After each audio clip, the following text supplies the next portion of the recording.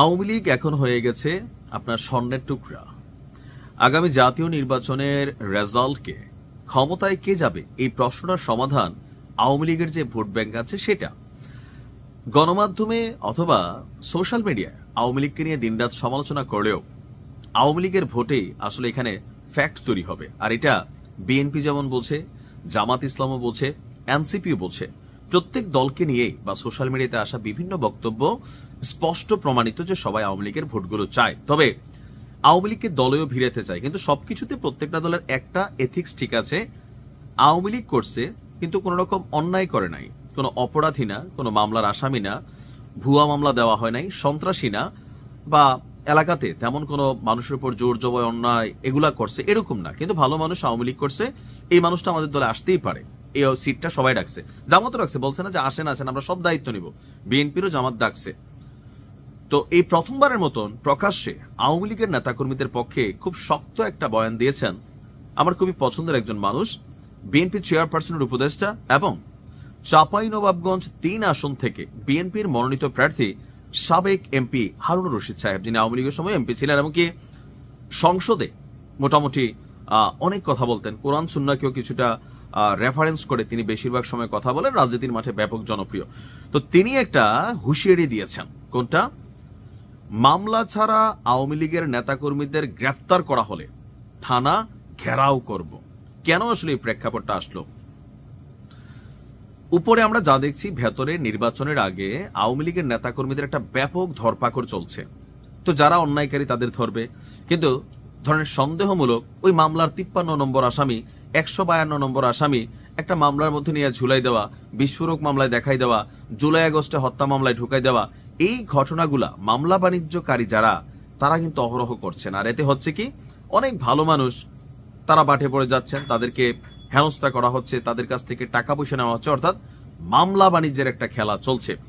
তো এই ইস্যুকে সামনে রেখেই আমাদের হারুন ভাই বলছেন যে আগামী নির্বাচনে আওয়ামী লীগের প্রার্থী এবং প্রতীক নাই, আওয়ামী লীগ ভোট করছে না, এখন তারা কাকে ভোট দিবে এটা তাদের ব্যাপার, জামাত ইসলামকে দিবে নাকি বিএনপিকে দিবে।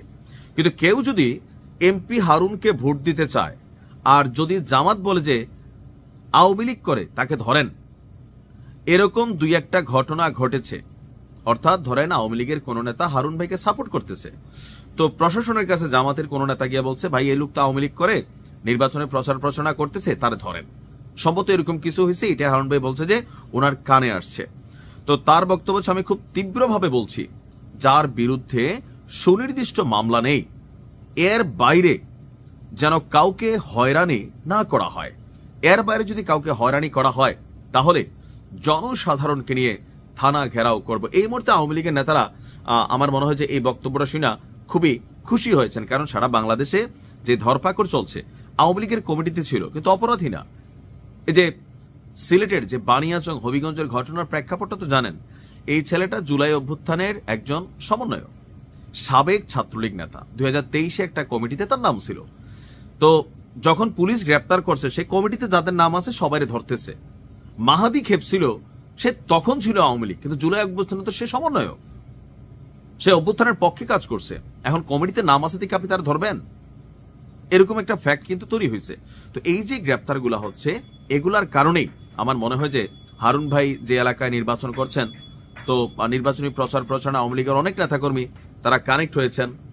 তো সেই বিষয়টাকে সামনে রেখে হারুন ভাই বলছেন এই শহরে কিংবা এই দেশে আওয়ামী লীগের লোকজন বসবাস করছে, সবাই কি অপরাধ করেছে? আওয়ামী লীগের সময় আমরা বাড়িতে বসেছিলাম, তবুও আমাদের নামে নাশকতার মামলা হয়েছে। তাই এখন যারা নিরপরাধ, কোনো অপরাধের সঙ্গে জড়িত নয়, তাদের যদি মিথ্যা মামলা দিয়ে ধরে নিয়ে যাওয়া হয় তাহলে পার্থক্যটা কোথায়? আমি ভিডিওর প্রথমে বলছিলাম হারুন ভাইয়ের আমার আগে থেকে ভাল লাগে। কেন ভাল লাগে? ন্যায় ভিত্তিক যৌক্তিক কথা বলেন। আওয়ামী লীগের সময় বলছেন, আওয়ামী লীগের সময় তিনি সংসদে অনেক কথা বলতেন। তো থাকে না যে মানুষ আসলে রাজনীতিবিদদের কাছে কি চায়, কোন মানুষ এখন পলিটিক্যাল মানুষ যারা ধান্দায় ঘুরে, তুমি বিএনপির সময় এটা করছো, আমি আওয়ামী লীগের সময় এটা করছি, এই খবর আছে, এ আছে, সে আছে, এগুলো একটা ধান্দাবাজ গ্রুপ আছে। কিন্তু সাধারণ মানুষ চায় কি, এলাকার একটা ভালো মানুষ তারে যখন মামলা দিয়ে ফাঁসানো হয়, প্রতিবাদ করার জন্য হয়তো সাহস করে রাস্তায় নামে না, কিন্তু অন্তর থেকে ঘৃণা করে। এরপরে যখন ওই মানুষটারে বাটাম দেওয়া হয় তখন পরে সবাই এলাকাতে মিষ্টি বিতরণ করে। এটাই তো বাস্তবতা। সো হারুন ভাই যেই ঘোষণা দিয়েছেন এটাকে এক একজন এক একভাবে নিচ্ছেন, কিন্তু আওয়ামী লীগের ভোটের জন্য সবাই কিন্তু বলছে যে থানায় প্রোটেকশন দিবেন, জামাত বলছে প্রোটেকশন দিবে, জামাতে যোগ দিলে। এখন আওয়ামী লীগের নিয়ে সবাই চাচ্ছে, কারণ ক্ষমতায় যাইতে আওয়ামী লীগের ভোটটা এখানে ফ্যাক্ট, অন্য কিছুই না। দেখা যাক কি হয়। ভালো থাকুন।